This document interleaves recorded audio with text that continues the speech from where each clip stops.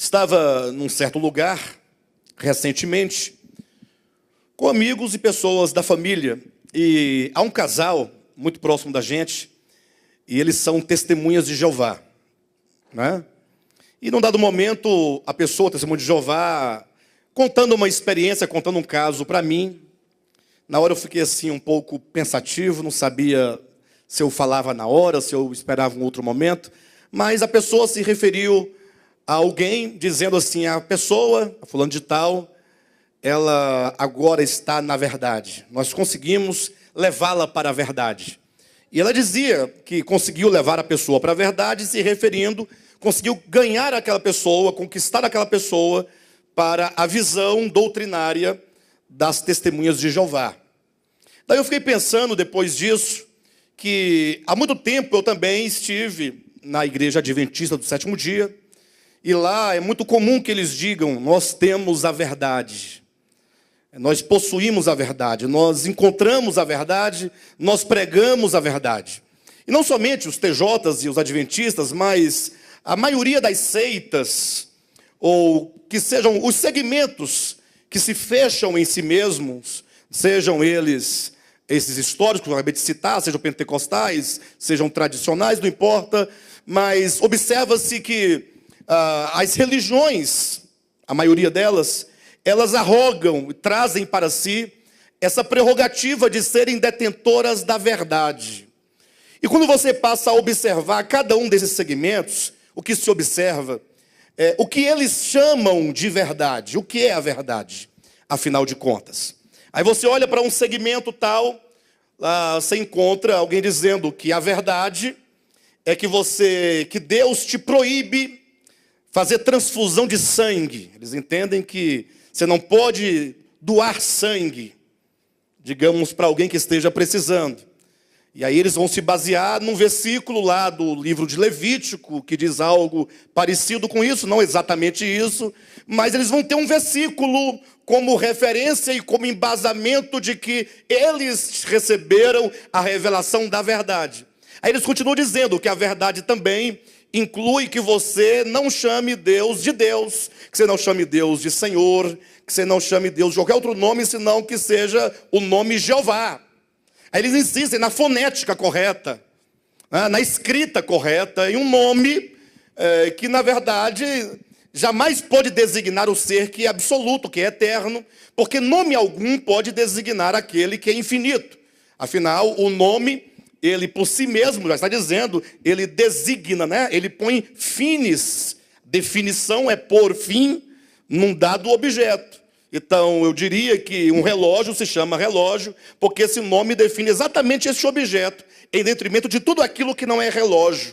No caso, nenhum nome poderia designar a Deus, porque Deus é eterno, Deus é absoluto, Deus é infinito, e, portanto, nenhum nome pode contê-lo.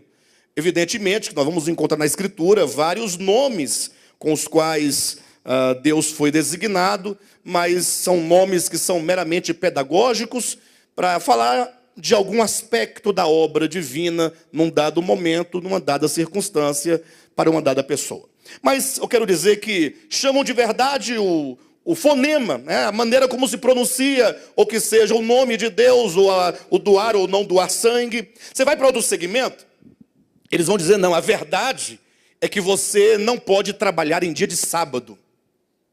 O sábado do sétimo dia da semana tem que ser reservado para você cultuar a Deus, para você adorar a Deus. Eles entendem que a verdade é um dia da semana, ou que seja um mandamento que se refere a um dia da semana, ou a você não comer carne de porco, ou você se tornar abstêmio de algum tipo de alimento. Enfim, outros acham que a verdade consiste em você acreditar que Deus é três, Pai, Filho e Espírito Santo. Aí passam a defender a doutrina acerca da Trindade, e pelo fato de eles defenderem a doutrina da Trindade, eles acreditam que eles possuem a verdade, ou que têm o dom de línguas, ou o dom de profecia, ou que possuem demônios, ou qualquer coisa desse tipo que você possa pensar.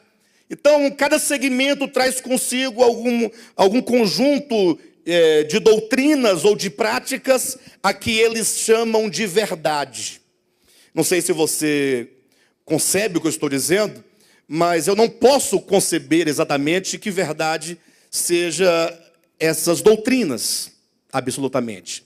A verdade é algo eterno, a verdade é algo que deve ser muito maior do que um segmento, num dado tempo da história de uma religião, até porque a própria Escritura declara que a verdade é a expressão exata do próprio Deus, que é a realidade. Vamos falar disso amanhã. Mas eu comecei falando sobre isso para chamar a sua atenção, porque nesses 4 dias nós vamos fazer uma abordagem um tanto exaustiva de vários aspectos das Escrituras e que talvez você tenha ouvido muito disso no passado, mas a grande questão que eu vou levantar e que você deve me acompanhar a cada passo é exatamente a pergunta se aquilo que você ouviu no passado, aquilo que você aprendeu no passado, está em consonância com a verdade de Deus revelada nas Escrituras. O nosso desafio é que você acompanhe cada ponto que será abordado, a começar de hoje. Hoje eu vou falar sobre a vida. Amanhã eu vou falar sobre a verdade. Depois de amanhã eu vou falar sobre o caminho. E por fim, no domingo eu vou falar a fim de que todos sejam um. Aí vamos chegar ao nosso tema. Nós vamos discorrer a Escritura desde o princípio, como que tudo surgiu, como que tudo começou, como que houve o processo de criação, depois o processo da queda, as misérias que afetaram toda a humanidade, como que o Pai interveio na história humana com o plano de redenção. Vamos compreender exatamente acerca de como funciona essa redenção de Deus, como o homem pode ser efetivamente salvo, até que nós então cheguemos à escatologia bíblica e possamos perceber como que essa salvação de Deus, ela se cumpriu cabalmente em toda a história, em toda a humanidade, em toda a criação.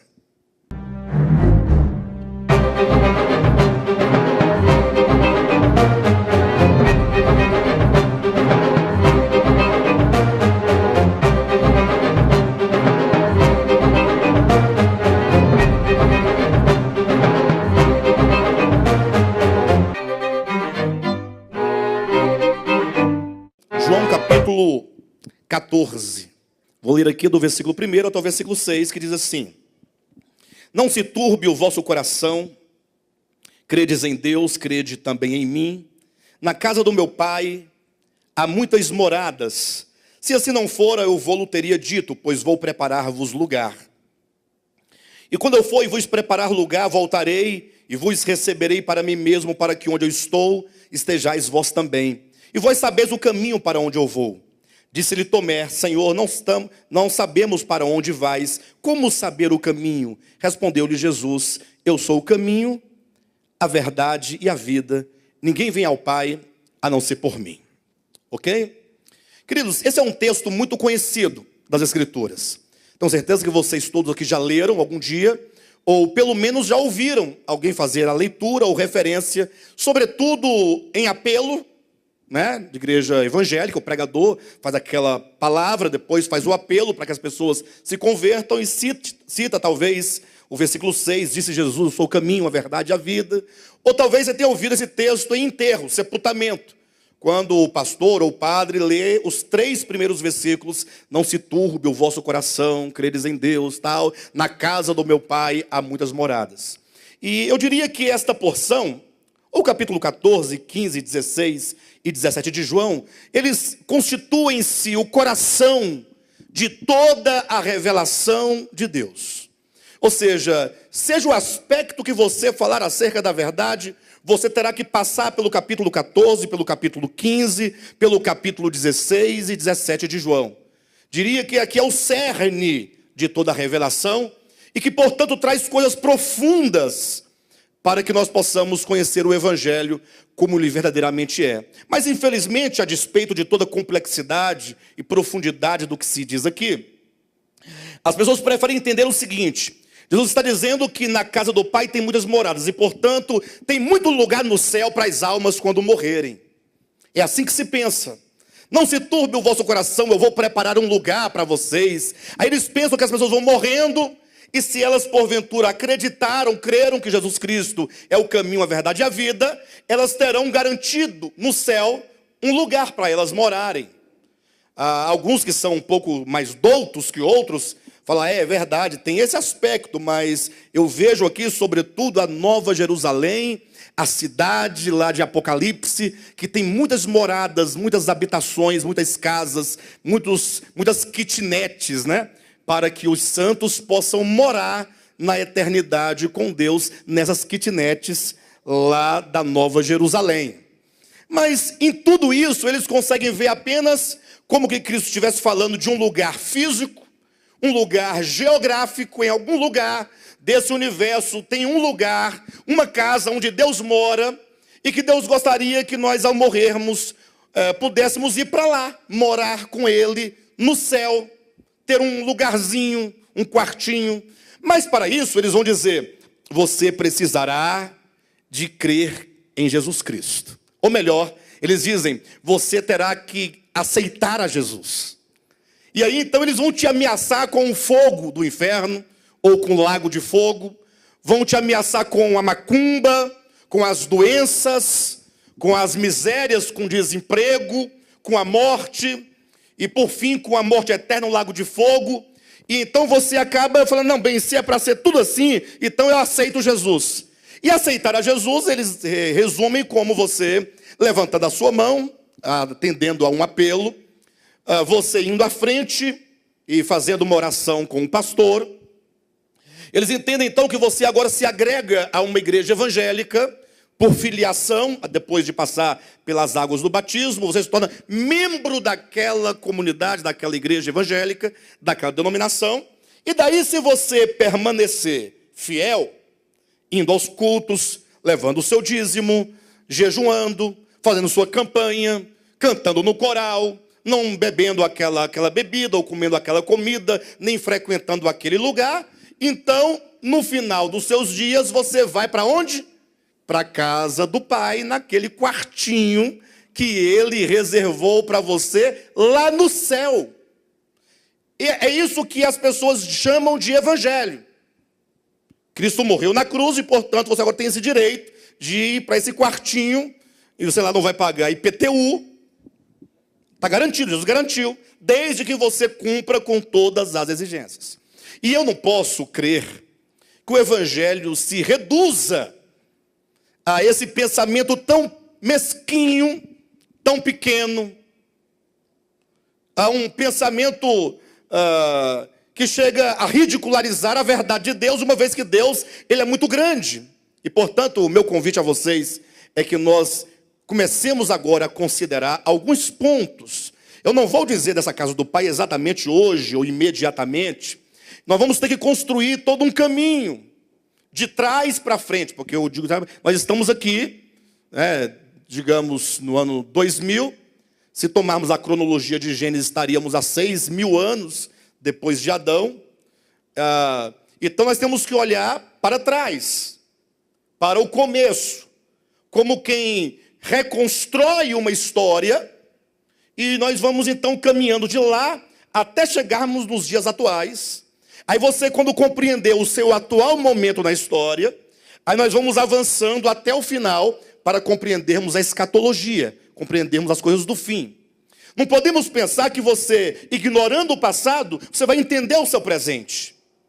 Então, uma vez que a Escritura nos proporciona essa revelação das coisas passadas, nós vamos começar de lá, vindo, caminhando, até chegarmos no atual momento, e daqui compreendermos então a escatologia bíblica, o significado da eternidade, o significado da volta de Cristo e outras coisas mais, ok? E para tanto, eu quero tomar esse versículo 6, será um versículo guia do nosso raciocínio, do nosso estudo, nesses dias, quando Jesus fala, em resposta a Tomé. Observe, ele fala assim, olha, vocês estão perturbados, vocês estão com um conflito no coração em virtude do momento, porque Jesus estava indo à cruz, ele ia morrer em seguida. Os discípulos começaram a perder a esperança, chegaram a duvidar de Cristo, Assim, olha, Jesus não é o Messias, e por que então ele próprio está conturbado, e ele próprio está dizendo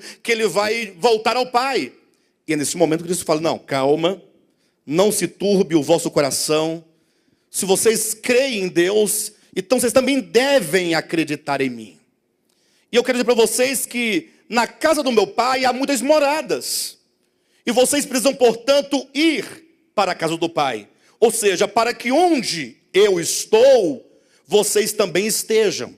Observe que o próprio Cristo começa a sinalizar, dizendo, olha, eu estou no Pai. Olha o versículo 3. E quando eu for e vos preparar lugar, voltarei e vos receberei para mim mesmo, para que onde eu estou, estejais vós também. Ou seja, o Cristo disse, eu estou no exato momento na casa do Pai. Mas veja que Cristo estava diante dos discípulos. Estava ali o próprio Cristo encarnado, em presença real.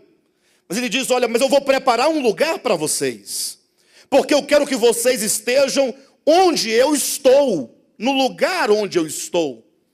E se eu estivesse lá, eu perguntaria, mas Jesus, o Senhor não está aqui diante de nós? Nós já estamos onde o Senhor está.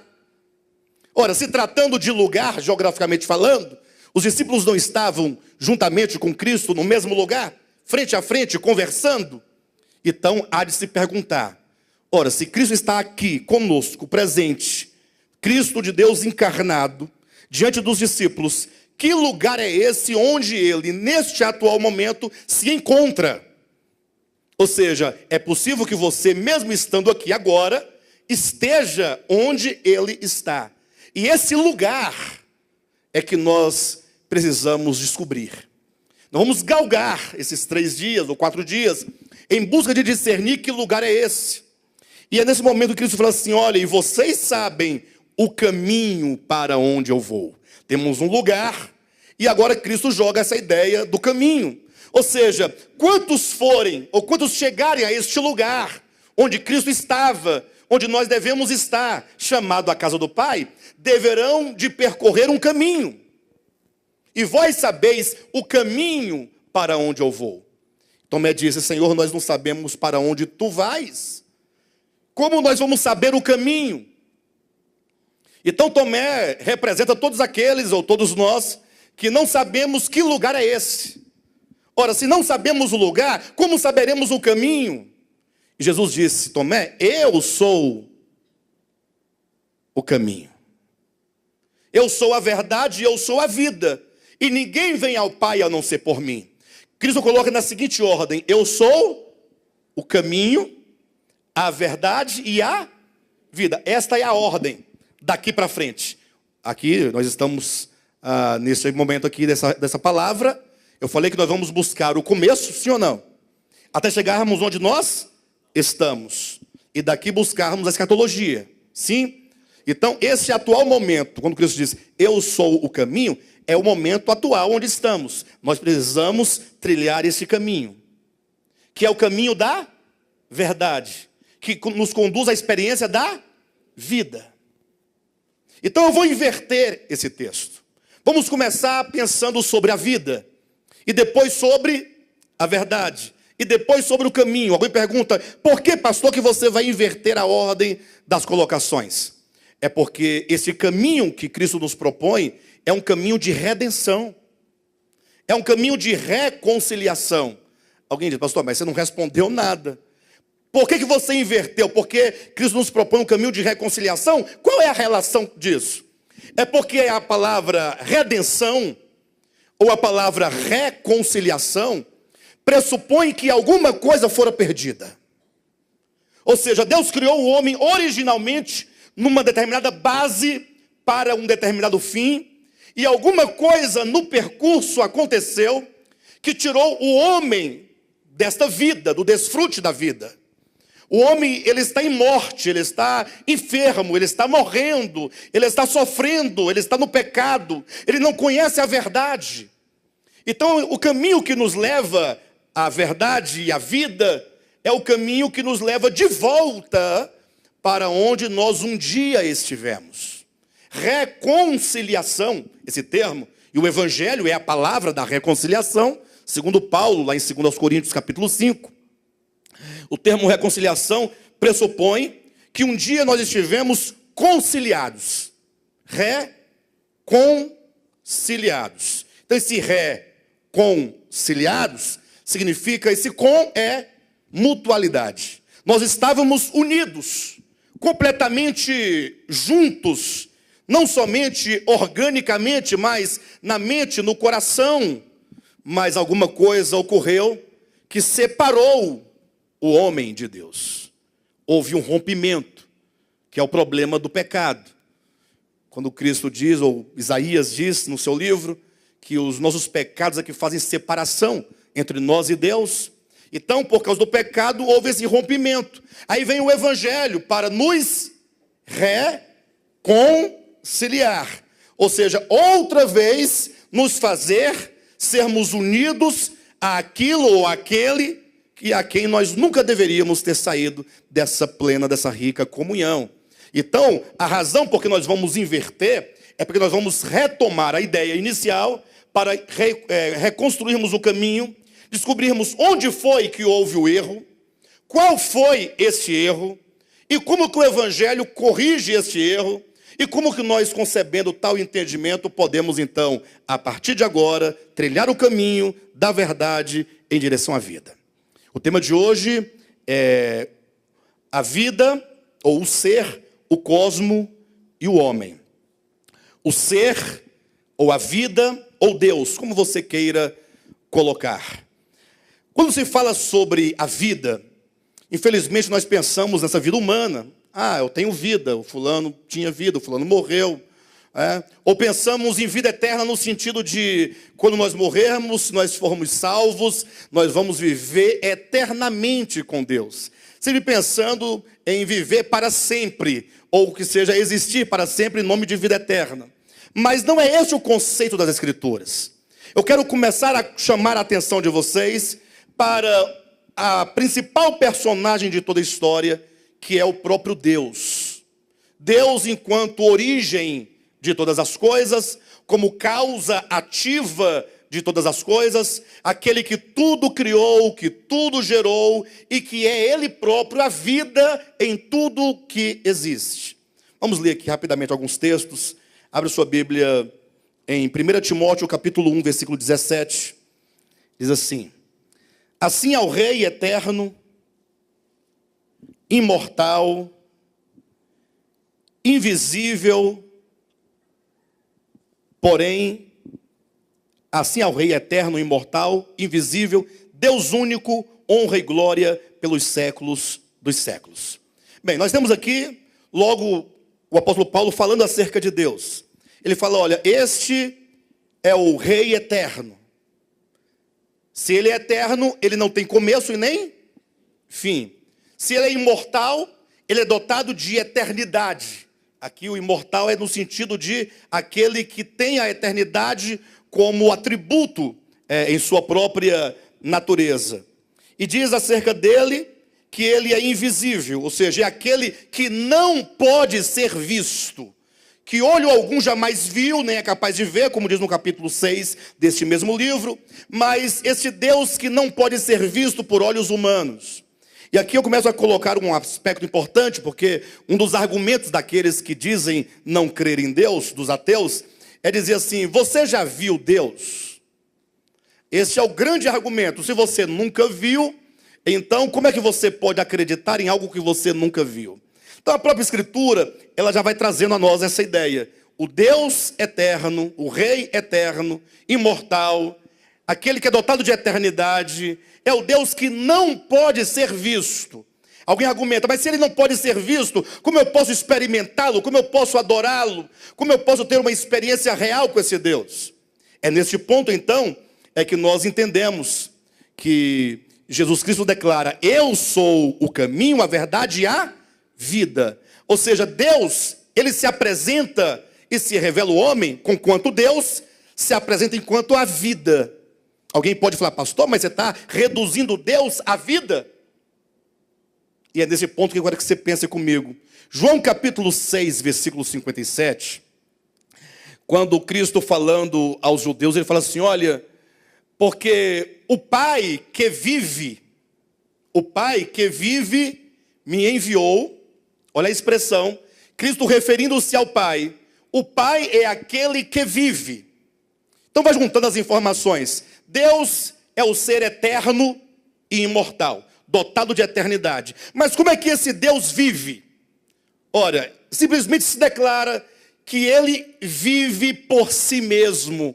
Ou seja, Deus não tem vida. Não existe uma vida que faça Deus viver ou que faça Deus existir. Ele é a própria vida.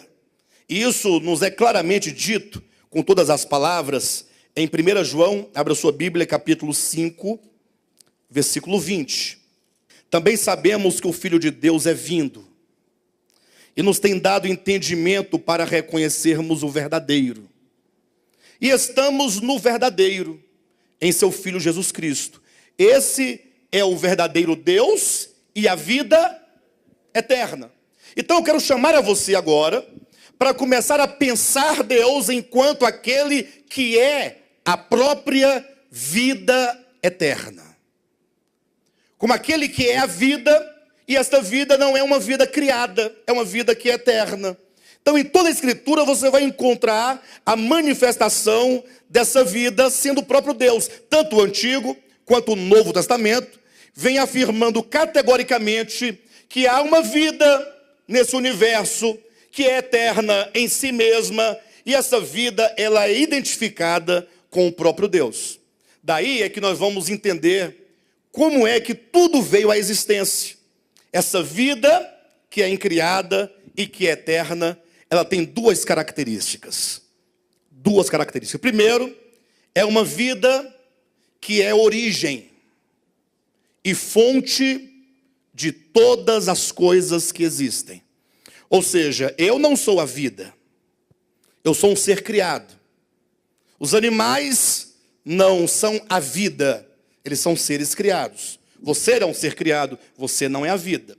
A pergunta é, o que criou ou que originou todas as coisas? Há uma teoria chamada ex nihilo, ou seja, do nada. Uma teoria que foi sustentada por Agostinho. Interessante que eu vou fazer uma crítica a Agostinho agora. Daqui a pouco vou ler um pequeno texto de Agostinho que louva, né? Coloca o entendimento dele para cima. Mas vamos primeiro ao erro de Agostinho. Foi ele que propagou inicialmente a ideia do ex nihilo. É uma teoria que diz que quando Deus criou o mundo, ou criou todas as coisas, Deus trouxe à existência todas as coisas do nada. É como que ele dissesse assim, haja estrelas, e as estrelas do nada aparecessem. Mas vieram de onde? Não, Deus é como se fosse um grande mago, poderoso, e quando ele ordena as coisas aparecem, elas surgem do nada absoluto. Olha, mas como é que do nada pode vir todas as coisas? Quando diz assim, por exemplo, que Deus criou todas as coisas. Olha, todas as coisas vieram de onde? É nesse ponto que, ao considerar historicamente esse pensamento de Agostinho, nós não encontramos nenhuma sustentação nas Escrituras. E você precisa desconstruir, ou pelo menos verificar, inicialmente pelas Escrituras, que essa teoria ex nihilo, ou que tudo veio à existência do nada, não tem consistência nas Escrituras. Querem ver? Abra sua Bíblia no livro de Hebreus, no capítulo 11, versículo 3. Pela fé, entendemos que foi o universo formado pela palavra de Deus, de maneira que o visível veio a existir das coisas que não aparecem. Esse texto ele é traduzido melhor, lendo assim, olha. Pela fé entendemos que os mundos foram formados pela palavra de Deus, de modo que aquilo que é visível veio a existir daquilo que é invisível. Ou seja, de onde vieram todas as coisas visíveis? De onde vieram todas as existências? Sol, lua, estrela, homens, mares, peixes. Vamos pensar na nossa criação aqui imediata, com a qual nós lidamos diariamente. De onde veio todas essas coisas, segundo Hebreus, capítulo 11, versículo 3? De onde veio? Tem origem aí ou ele veio do nada? Pela sua Bíblia. O que diz na sua Bíblia? Pela fé, nós cremos que os mundos foram formados pela palavra de Deus, de maneira que o visível veio a existir das coisas que não se veem, das coisas invisíveis. Ou seja, todas as coisas visíveis que foram criadas procedem daquilo que é invisível. Não diz a sua Bíblia que tudo o que existe veio do nada. Não, tem uma origem. Deus é a origem. O que significa que antes que tudo viesse à existência, já havia a priori a vida. A vida que a tudo gera, que a tudo cria, que a tudo traz à existência. Esse Deus que é transcendente à criação. Então, decore isso, eu digo transcendente, porque ele está além da sua criação.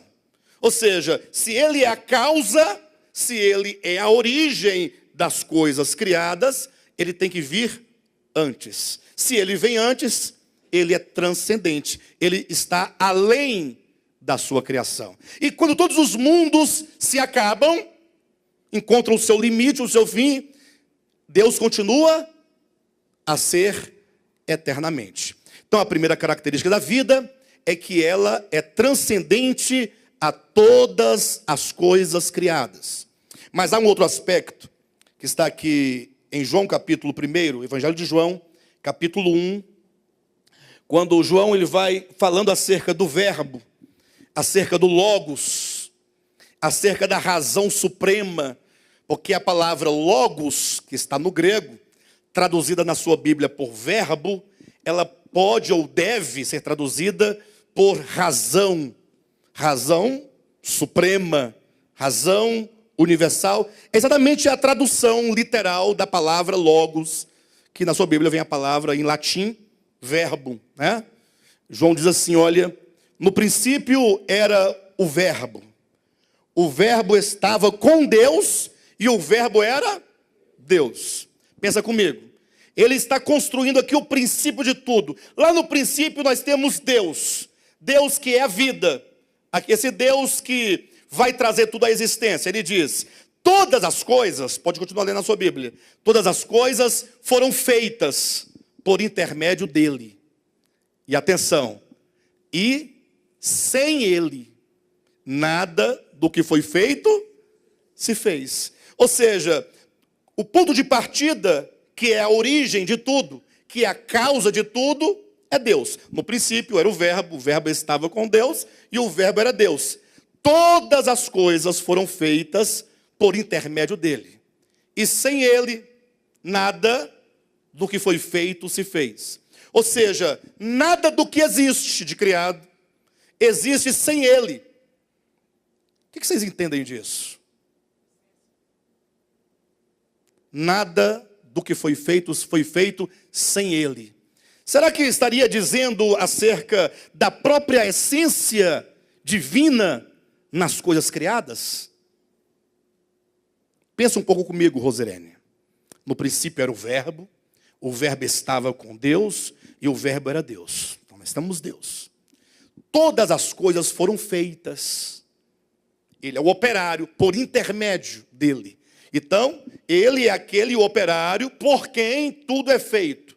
Aí diz em seguida, e sem ele, a parte dele, nada do que foi feito se fez. E para que então tire qualquer dúvida do que signifique essa expressão, sem ele, basta que você leia o versículo seguinte, que é o versículo 4. A vida estava nele. E essa vida que estava nele era a luz dos homens. Irmãos, eu já li esse versículo 4, talvez umas centenas ou milhares de vezes. Inclusive eu participei de uma igreja, há alguns anos atrás, e eles liam muito esse texto, a vida estava nele.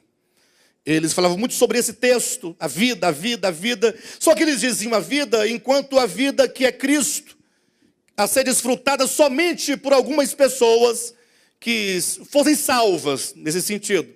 Mas observe que o contexto de João não é um contexto de salvação. Não é um contexto de pregação de evangelho para alguém crer no evangelho, ser salvo e somente sendo salvo venha desfrutar dessa vida. Observe que o texto ele é muito claro, ele não passa por nenhum tipo de regulamentação religiosa, doutrinária.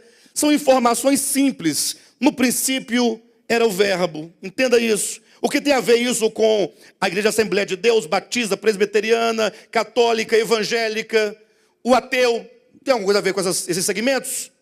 No princípio era o verbo estava com Deus, o verbo era Deus, pronto. Segundo ponto, todas as coisas foram feitas por ele, foi ele que fez. E não somente ele fez enquanto o arquiteto ou o construtor de tudo, mas nada do que foi feito, nada existe na criação que exista sem ele. Em outras palavras, ele está presente imanentemente, ele é imanente em todas as coisas criadas. Por isso o versículo 4 diz, a vida estava. Por que diz estava? Ora, porque agora ela está aqui em mim. Ela está em você. O que te faz viver? O que é que dentro de você diariamente regenera as tuas células? Te dá vigor? Faz com que seus órgãos, os sistemas funcionem. Essa vida é o próprio Deus. Deus, portanto, ele é imanente em todas as coisas criadas. Esse Deus que é eterno, que tem como atributo a eternidade, que é imortal, que é a própria vida, ele é imanente em todas as coisas criadas. E ele transcende a todas as coisas criadas. Ele não é a criação. A criação, já está dizendo, são criaturas, são existências. Mas é ele que gerou isso aí. Cada coisa. E é ele que dá vida, que vivifica, que embeleza, que alimenta, que sustenta. Desta maneira é que Agostinho foi um homem de muitas contradições. Ele afirmava algumas coisas num dado momento da sua experiência, no outro momento ele falava outra coisa diferente. Isso porque Agostinho ele tinha uma formação filosófica antes da sua conversão muito forte. Quando ele se converte, ele tem que assumir uma outra perspectiva filosófica em razão da Igreja Católica Romana. E aí então ele afirmava algumas coisas da sua consciência, da sua convicção, num dado momento, noutra ele negava. Então eu vou ler aqui um trecho que eu particularmente acredito na veracidade das palavras de Agostinho. Eu pedi para o Gilson colocar aqui, para vocês poderem acompanhar a leitura. Olha o que Agostinho fala acerca desta imanência de Deus no homem. Ele diz assim, Deus está no homem, e este em Deus. Veja que ele não diz que Deus está nos crentes, é no homem. Deus está no homem e este em Deus. E como invocarei meu Deus e meu Senhor, se ao invocá-lo, o faria certamente dentro de mim? E que lugar há em mim para receber o meu Deus? Por onde Deus desça a mim, o Deus que fez o céu e a terra? Senhor, haverá em mim algum espaço que te possa conter? Acaso te contém o céu e a terra que tu criaste, e dentro dos quais também criaste a mim? Será talvez pelo fato de nada do que existe sem ti, que todas as coisas te contêm? E assim, se existo, que motivo pode haver para te pedir que venhas a mim, já que não existiria se em mim não habitasseis? Ainda não estive no inferno, mas também ali estás presente. Pois se ao descer ao inferno, ali estarás. Eu nada seria, meu Deus, nada seria em absoluto, se não estivesses em mim. Talvez seria melhor dizer que eu não existiria de modo algum, se não estivesse em ti. De quem, por quem e em quem todas as coisas, em quem existem todas as coisas. Assim é, Senhor, assim é. Como, pois, posso chamar-te, se já estou em ti? Ou de onde has de vir a mim? Ou a que parte do céu ou da terra me hei de recolher para que ali venha a mim o meu Deus? Ele que disse, eu encho o céu e a terra. Vocês entenderam? Quem não entendeu, depois pode pegar o livro Confissões, e este é o primeiro parágrafo do 2º capítulo de Confissões. Mas Agostinho, ele, num momento de sobriedade, ele entende, porque esse capítulo chama invocação. Ou seja, ele vai invocar, aí quando ele começa a orar para invocar a Deus, ele fala, ora, peraí, como é que eu vou invocar a Deus? Invocar não é chamá-lo para si? Ou não é? E eu vou chamá-lo de onde? Onde é que ele está? Porventura não está aqui? Não habita ele dentro de mim? Como poderia chamá-lo para algum lugar onde ele sempre esteve? Porque ele está em todos os lugares. Ele usa a palavra do salmista, Salmo 139. Se eu subir na mais alta montanha, lá tu estás. Se eu descer ao abismo, ou ao inferno, ou ao tártaro, lá eu te encontrarei. Ele é aquele que enche todas as coisas. Não existe lugar onde ele não esteja. Deus, ele, e o cristianismo assevera e prega, e os crentes costumam falar assim, Deus é onipotente, Deus é onisciente, e Deus é onipresente. Eu ouvi isso a minha vida inteira. A minha mãe dizia 24 horas que Deus era onipotente, onipresente, onisciente. Só que eu nunca tinha entendido o que é ser onipresente. Vocês já pararam para pensar sobre isso? O que quer dizer que Deus é onipresente? Hã? Vou fazer uma pergunta para vocês, eu não estou nem aí. Quem aqui acredita no coração que Deus é onipresente? Eu vou fazer diferente. Quem não acredita que Deus é onipresente? Mas eu pergunto, vocês acreditam mesmo? Sinceramente? Agora, o que quer dizer onipresença? Omni, do latim, quer dizer todo. Presença, ele está presente em tudo. Não há lugar onde ele não esteja. Bem, eu não acredito no que eu vou dizer agora, mas para você que acredita, me responda. Deus, ele está no inferno? Lá onde você pensa que tem um caldeirão, que tem fogo. Eu não vou por esse caminho, mas você que pensa assim, se houvesse isso, Deus estaria lá? No abismo? E no centro de Macumba? Na encruzilhada também? Você vai por esse caminho, Juraci? Você acredita que está sendo em Macumba? O tamborzão e o preto velho está descendo e tal, e tudo. O caveira, o pilintra e todo mundo. E Deus lá no meio. Esse é o grande detalhe. É que nós sempre pensamos Deus como um homem.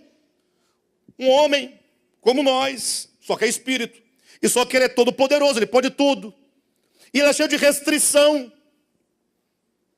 E nós temos que perceber que a onipresença de Deus não quer dizer aquela presença que nós costumamos invocar quando nós vamos orar e falar, Senhor, estamos na tua presença, ou dá-nos a tua presença, no sentido da sua aprovação, da sua unção, do seu mover.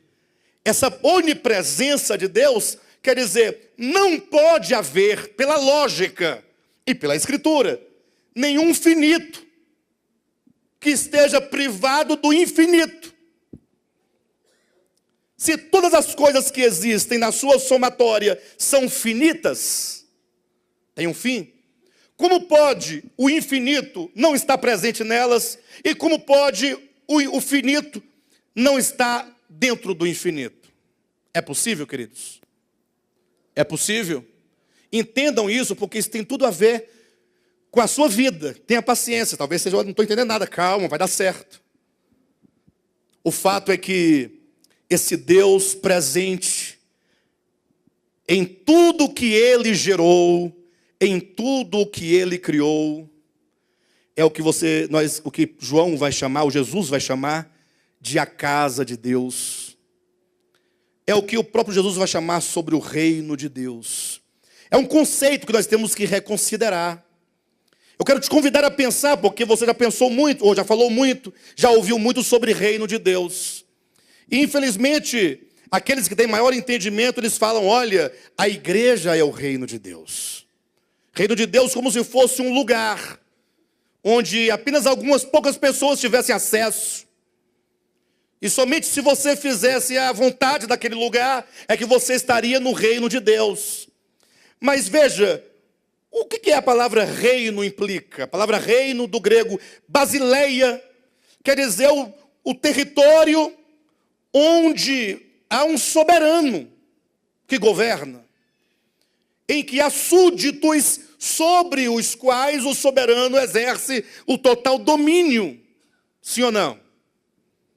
Aí eu pergunto, ora, o que é o reino de Deus então?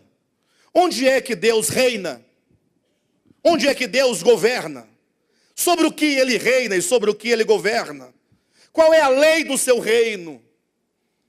Nós temos que compreender que o reino de Deus consiste em pelo menos 4 coisas. Primeiro, Ele, o próprio Deus, enquanto soberano. Segundo, o território sobre o qual Ele exerce domínio, pleno domínio. Terceiro, os súditos, porque se não houver súdito não haverá reino. E a lei, porque a lei é o que vai definir, né, as características e o caminho daquele reino. Então nós temos que pensar essas 4 coisas. Alguém tem dúvida que Deus é o único soberano? Para quem quiser, basta verificar. Coloquei aqui 1 Timóteo, capítulo 6, 16 e 17. Quando fala ao único, eterno, imortal, único, soberano. Deus é o soberano. E por que Ele é o soberano? Quem foi que o elegeu como soberano? Ora, ninguém o elegeu, Ele é soberano, porque Ele é o único que é em si mesmo. É aquele de que Jesus fala, é aquele que vive. É aquele que é em si mesmo a própria vida. É aquele que gerou tudo, que criou tudo, que está em tudo, que sustenta tudo. Como o apóstolo Paulo diz em Atos capítulo 19 ou 17, versículo 26, 27, 28. Paulo pregando para uma grande assembleia de gregos e de pagãos e de filósofos e religiosos, ele diz, olha, o Deus que fez os céus, a terra, o mar e tudo quanto neles contém, Ele não habita em casas feitas por mãos humanas. Imagine você, esse Deus que fez os céus, a terra, o mar, tudo habitando numa casa feita por um homem. Isso é uma loucura. Então, logo está descartada qualquer ideia de que o homem construa para Deus uma casa. Em seguida ele diz, e nem pode ser servido por mãos humanas. Agora veja, Ele, Deus, Ele criou toda a raça humana para servi-lo, para buscá-lo, se bem que Paulo considera, será que esses homens, a humanidade consegue buscar a Deus, consegue encontrar a Deus? E ele diz, se bem que Deus não está longe de cada um. Puxa gente, vamos prestar atenção nessa questão. Entenda isso em nome de Jesus. Paulo dizendo, Deus criou toda a raça humana. Esqueça por um momento, em nome de Jesus, em nome de qualquer religião, pense na essência, no homem enquanto um ser criado por Deus. Deus criou toda a raça humana para buscar a Deus. Aí Paulo questiona, mas será que este homem, cego, tateando, ele consegue encontrar a Deus? E aí Paulo fala, bem, se bem que Deus não está distante do homem. Deus não está distante de você. E onde é que Ele está, Paulo? Aí Paulo fala umas palavras que, misericórdia, só alguém iluminado por Deus para ter tal discernimento da verdade. Veja que a verdade não é algo estanque, pertencente à denominação A, B ou C, aquele segmento, aquela religião. A verdade é algo existencial, está para todo o cosmo. Paulo diz, porque nele vivemos, nele nos movemos, nele existimos. O homem pode não crer em Deus. Não, eu não creio em Deus, eu sou um ateu, confesso. Ateu, confesso. Mas você existe nele. Você não existe em si mesmo. Você só pode se mover nele. Mas eu não acredito. Não, continue a não crer. Mas o fato de você não crer não te tira, não te exclui dessa vida em quem todos estão. Nele vivemos, nele nos movemos, nele nós existimos. Então nós temos que pensar o cosmo, em nome de Jesus. Pense a criação de Deus.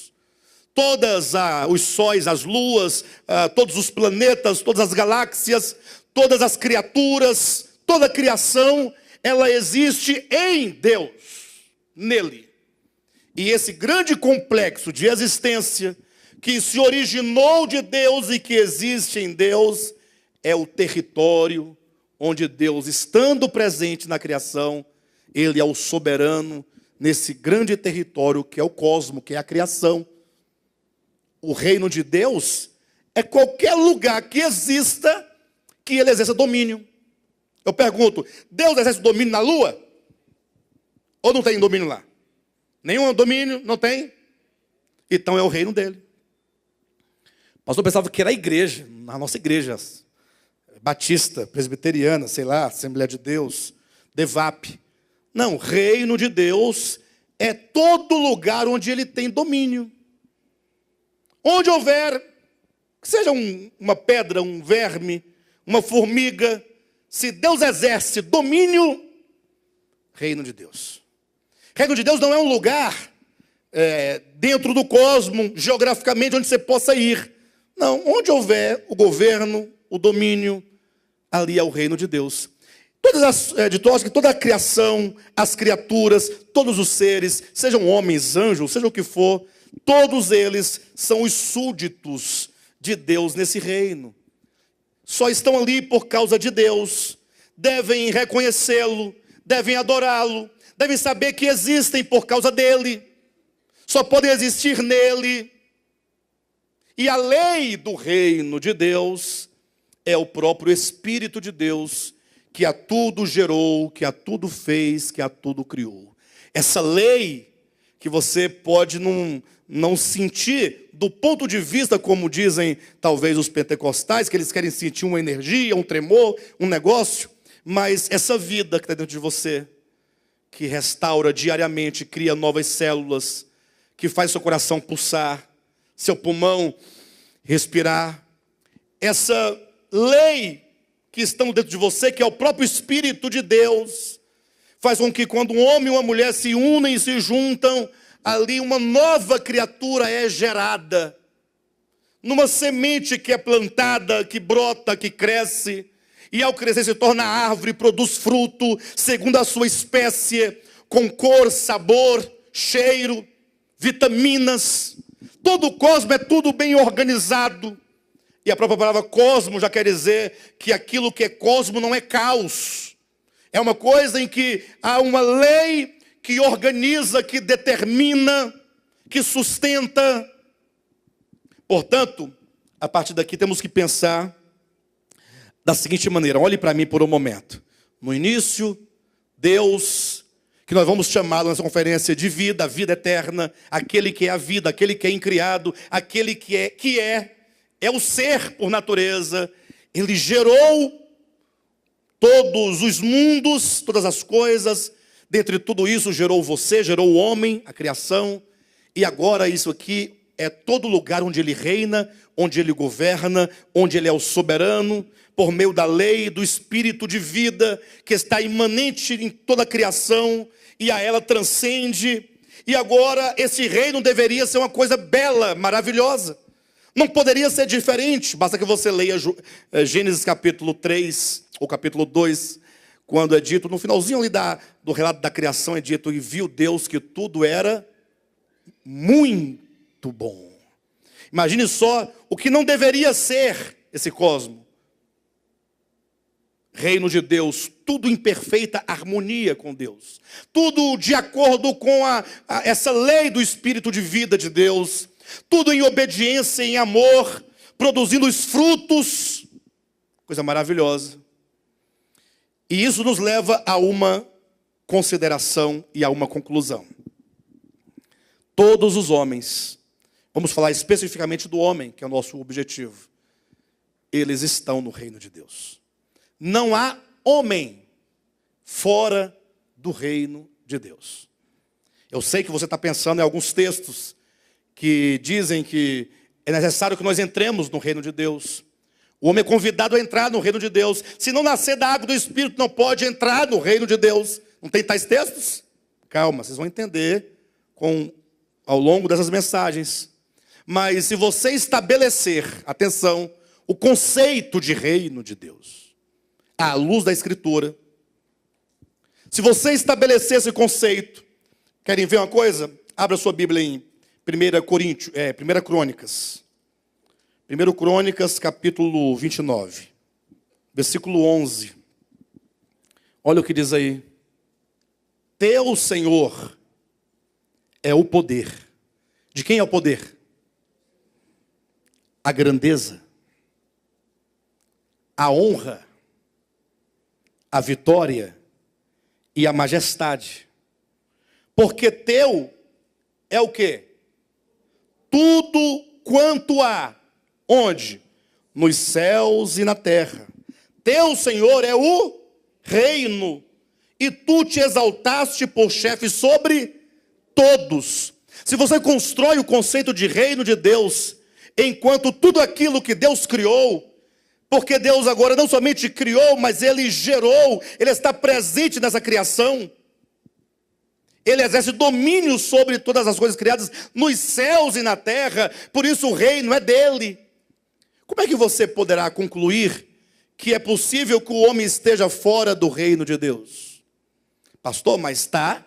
O homem está fora do reino de Deus, porque Jesus disse para Nicodemos que se Nicodemos não nascesse de novo, não podia entrar no reino de Deus. E aqui nós temos que começar a pensar essas coisas. Querem ver uma coisa? Só uma pessoa, por gentileza, levanta a mão. Alguém aqui que nasceu de novo e, portanto, entrou no reino de Deus. Uma pessoa. Por favor, gente. Está ali.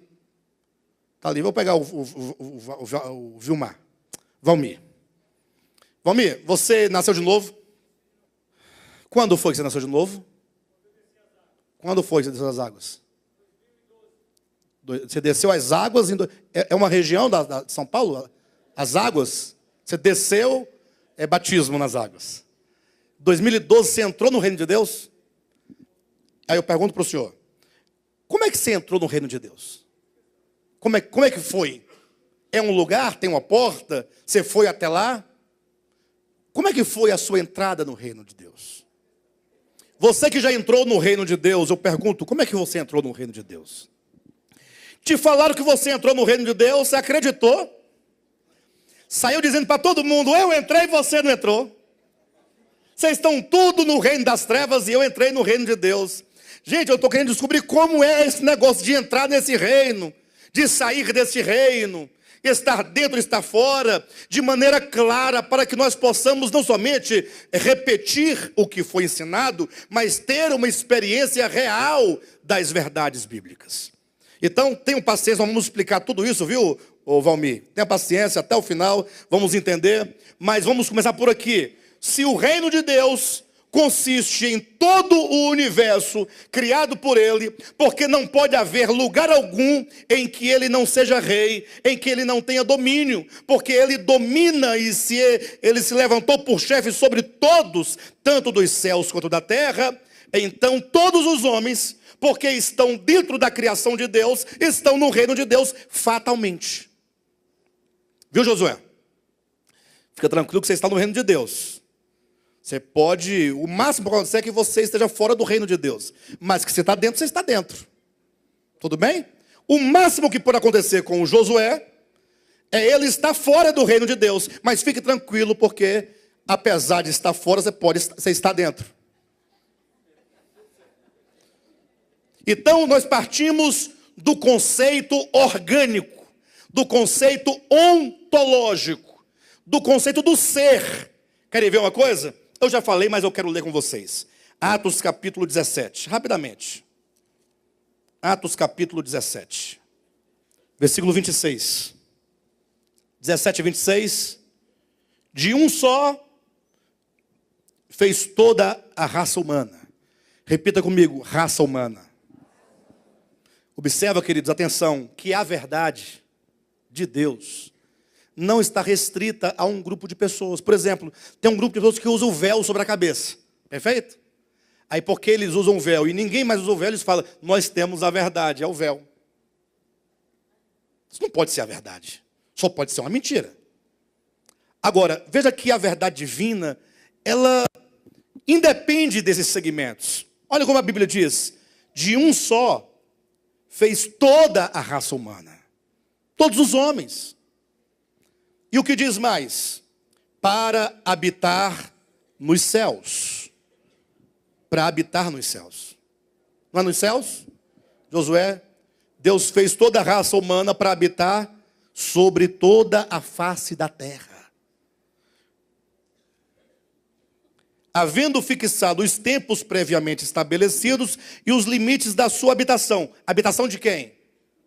Do homem. A terra é o lugar da habitação do homem. Versículo 27. Para buscarem a Deus. Deus criou o homem para quê? Deus criou toda a raça humana, toda, para buscar a Deus. Toda a raça humana. Aí ele diz, para buscarem a Deus, se porventura tateando o possam achar. Bem que não está longe de cada um de nós. Deus está perto de você? Ele está longe de você ou perto de você? Por que orar olhando para cima como quem está buscando uma coisa longe? Distante, um Deus numa galáxia lá longe. Num céu distante. Não, ele está perto. Mas que tanto é esse perto? Olha o versículo 28. Pois nele vivemos. Quem aqui está vivo? Está vivendo? Está respirando aí? E você está vivendo onde? Nele quem? Você crê nisso? Não é possível que você viva fora dele. Então ele está aí, ó. Isso é reino de Deus. É essa vida que, sendo ele, te gerou e te sustenta. Porque nele vivemos e nos movemos e existimos, como alguns dos vossos poetas têm dito, porque dele também somos geração. Pois dele também somos geração. Nós viemos do nada ou fomos gerados? Por exemplo, eu tenho duas filhas que foram geradas, humanamente falando, né? Por mim e pela Jane, nós dois, foi Jane. Conclusão, nasceu a Michele, daquele tamanho.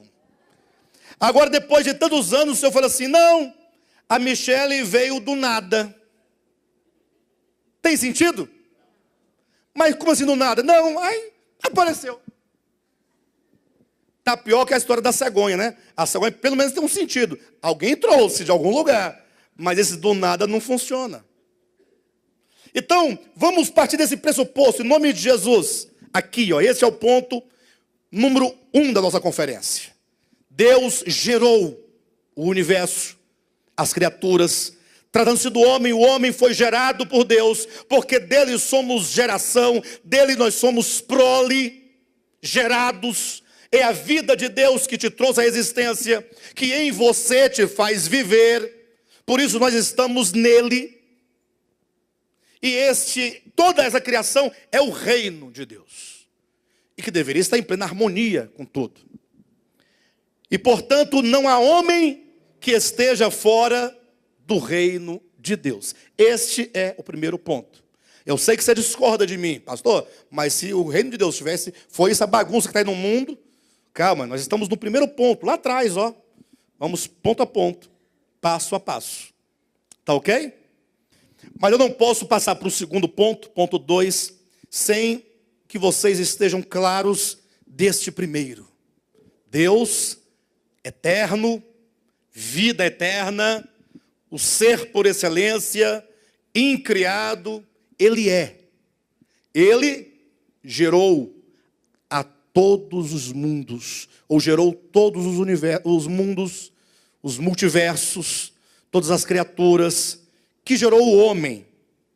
Portanto, este grande universo é o reino de Deus, porque tudo está nele, é a vida dele, imanente a essa criação. E, portanto, conclusão fatal, não há homem fora do reino de Deus.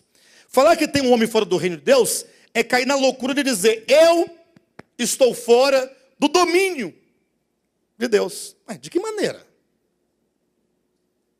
Como você pode estar fora do domínio de Deus?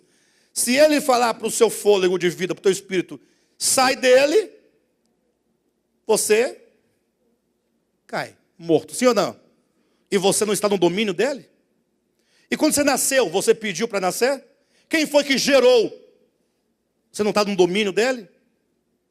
Seu coração pulsa, suas tripas funcionam, o sangue corre nas suas veias, seus olhos enxergam, suas unhas crescem. Não é o domínio de Deus? Então todos estão no reino de Deus. Aí surge uma pergunta que nos leva ao segundo ponto. Pastor, mas como eu posso entender que todos estão no reino de Deus, se o que eu vejo é a manifestação de um reino de trevas, reino maligno, um reino caído? Nós temos não somente a morte como a consequência fatal de tudo, mas um tanto de misérias que assolam a humanidade. Isso é reino de Deus? Nós vimos a violência do homem sobre o homem, a maldade, a hipocrisia, a inveja, a corrupção. Isso é reino de Deus? Se todos os homens estão no reino de Deus, de onde vem essa maldade toda? É o segundo ponto que eu coloquei. Havia duas árvores no jardim. O capítulo 2 de Gênesis e o capítulo 3, quando Moisés fala ali alegoricamente acerca da criação do homem, logo nos traz a seguinte ideia. O homem foi posto no jardim e no centro do jardim foram plantadas duas árvores, a árvore da vida e a árvore do conhecimento do bem e do mal. E aqui começa a nossa história. Aqui começa a história do homem, da queda do homem, como que o homem, estando no reino de Deus e sem poder sair do reino de Deus, como que ele, ao cair, perdeu o reino de Deus. Mas não perdeu o reino de Deus porque dele saiu, perdeu na sua consciência, no seu coração. Como que o homem, ele foi iludido, foi enganado, desertou-se da casa do pai, passou a ser um peregrino errante, sem Deus, vindo a viver em profunda miséria, como podemos ver atualmente. E é importante nós entendermos que essas duas árvores no meio do jardim, infelizmente nós estamos no século 21, não é? Não é 21, pastor Renato? Século 21. Vivemos já na era da pós-modernidade. Já passamos da era da antiguidade, a era dos mitos. Entramos na era clássica dos gregos, a era da filosofia. Depois já veio a Idade Média toda. Depois veio o Renascimento, o Iluminismo, a modernidade. Estamos na pós-modernidade e o homem pós-moderno. Espante-se, pastor Giovanni. Ainda está falando que Deus colocou uma árvore no jardim do Éden, que era uma macieira, salvo engano, um pé de maçã, e que Deus disse, olha Adão, presta atenção aqui, essa árvore aqui é minha, eu não gostaria que você comesse dela, olha, não coma, olha, eu vou te pedir uma coisa, não coma não, se você comer, infelizmente eu não terei outra opção, senão sentenciá-lo à morte. Aí Deus saiu. Imagina, Deus saindo do jardim. Deus pode sair de algum lugar, irmãos? Como é que ele sai, Josué? Do jardim? E se ele saiu do jardim, foi para onde? Mas está lá o homem, Adão, Eva. Enfim, a mulher foi lá um dia. Apareceu uma cobra enrolada na árvore. Nós estamos na era da pós-modernidade. Estão dizendo que tinha uma cobra que falava.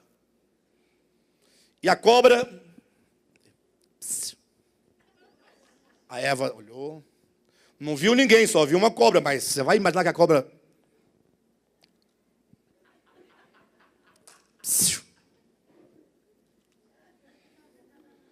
E até que a mulher foi procurando, falou assim, olhou para a cara da cobra. Será que é essa cobra mesmo? E não era que era cobra? Na pós-modernidade. E papo vai, papo vem com essa cobra. A mulher foi convencida de comer uma maçã. Miserável maçã. Uma mordidinha de nada, Jailson. De nada. Uma mordidinha. Aí foi lá, levou para o marido dela, mais outra mordidinha. Nem comer a maçã toda. Aí Deus veio, expulsou o homem do jardim, ficou furioso. E Deus encheu o mundo de todo tipo de miséria possível. Dentre elas a pedofilia, o estupro, o homicídio, o suicídio. O que você quiser colocar de coisa ruim aí, tudo por causa da maçã. Você acredita nisso? É possível que alguém em sã consciência chame isso de revelação de Deus? Pastor, mas se está escrito, você está duvidando da palavra de Deus? Não estou duvidando de nada, eu estou duvidando da sua interpretação. Porque a Bíblia, sobretudo o livro do Gênesis, é um livro de alegorias, é um livro de rudimentos, que precisa de ser compreendido, sendo elevado dos símbolos para o seu significado espiritual. Você acredita por causa de uma maçã? Pastor, a Bíblia não diz maçã. Eu sei que você estudou, mas diz o quê? Não sei, podia ser banana, mexerica, uva, siriguela, qualquer coisa. Mas não importa que fruta seja esta. Você acredita que toda essa miséria da humanidade foi por causa de uma fruta? E o pior, que depois de tanta miséria, Deus ainda construiu um lago de fogo. Viu, Josué? Fogo. E não bastasse o fogo, tacou enxofre dentro. Para pegar toda a humanidade, a maioria dela, porque a maioria não é evangélica. A maioria é budista, é islamista, é muçulmano, é o que mais? Católico, é espírita, o que mais? Pastor, me ajuda aí, isso aqui tem um vernáculo grande. Lato, amplo. Aí, tá vendo? Todo esse povo aí. Como a maioria não é evangélico, vai para onde? Porque está sendo dito todo dia que só vai para o céu só os evangélicos. Eu sei que você não está concordando comigo, mas você vai para casa pensar. Você pode não concordar, mas vai ficar lá pensando. Aí Deus construiu um lago de fogo, enxofre, encheu de demônio com garfo, o capeta, para jogar as almas de quase 7 bilhões, porque os evangélicos são quase nada diante da humanidade atual. Quase 7 bilhões de pessoas dentro desse tacho, fora os bilhões e bilhões que vieram antes, que já morreram. Você começa a contar de lá, eu acho que esse lugar nem vai caber, esse tacho. Que tamanho é esse tacho? Mas não basta que o tacho seja grande e que haja fogo e enxofre e capeta com garfo para ficar furando de baixo para cima. Esse povo vai ficar nesse tacho. Nós estamos no século 21, era da pós-modernidade. O homem está pensando isso. Essas almas vão ficar lá sabe quanto tempo? Pelas eternidades, sem fim. Aí alguém muito inteligente pensando... eu tenho que explicar a eternidade. O pecador que for para lá tem que ser consciente de que nunca acaba. Aí criou a seguinte metáfora. Pensa numa montanha bem grande. A maior de todas as montanhas. Maior do que todas que já existiu no mundo, no universo. Aí está imaginando. Muito bem. Essa montanha foi feita de um material duríssimo. É uma pedra duríssima. Não dá para arrancar nem uma lasquinha dela. Não tem objeto que consiga arrancar uma lasquinha dessa montanha. Aí você está pensando. Agora imagine que a cada 100 anos vem um passarinho. Aí ele chega lá bem lá no topinho assim do monte, aí ele amola o bico 3 vezes e vai embora. Daqui a 100 anos, outro passarinho vem, amola o bico e vai. Depois de 100 anos vem outro. Mas e daí? Aí ele fala assim, se porventura um dia essa montanha acabar, de tanto passarinho amolar o bico a cada 100 anos, passou-se apenas 1 segundo da eternidade. Enquanto isso, fogo neles, fogaréu pegando fogo. E o capeta com garfo e enxofre. Estamos no século 21, pastor Josué. E diz que isso é a revelação. Enquanto isso, do outro lado, meia dúzia de crente, com um capacete na cabeça, uma coroa, um pá de asas nas costas, em cima de uma nuvem, cantando. Glória, glória, aleluia. E o Josué com uma harpa grande. A mão nem alcança a última corda. E Deus sentado no trono, velho, achando bom. Feliz com a cantoria de vocês. Em vez de quando dá uma olhada no fogo, saber se está tudo em ordem. Hã? Tá tudo bem, tudo sob controle. Isso é para glorificar o meu nome. Mas Deus, aí eu estou lá no céu, né? Estou lá do lado do céu. Aí eu estou lá, Deus, eu estou olhando aquele povo pegando fogo lá, não sai nunca. Qual que é o motivo mesmo? Porque passou tanto tempo, eu esqueci. Aí ele, você esqueceu? A massa.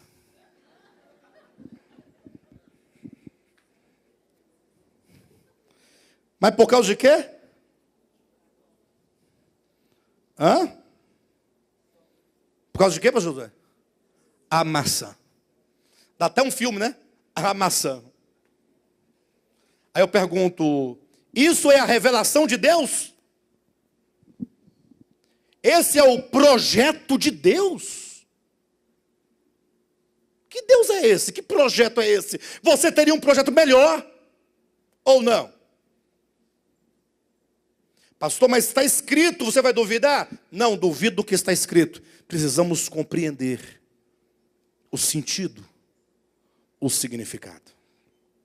Quando compreendermos o significado, a árvore do conhecimento, a árvore da vida são símbolos de verdades, e verdades tão verdadeiras, que você fatalmente se verá, ainda hoje não por causa do tempo, mas ainda amanhã, você se verá, ou ver-se-á diante desta árvore. Essa árvore sempre existiu. E sempre esteve presente, não diante de Adão somente, mas diante de você. Você vai entender que ela é real. Que quando Moisés colocou a árvore lá, ele colocou como uma metáfora, uma linguagem bem rudimentar. Mas isso fala de coisa verdadeira, da qual ninguém escapa. Agora vamos entender o motivo de todas as misérias, das quais Deus não é responsável. Absolutamente.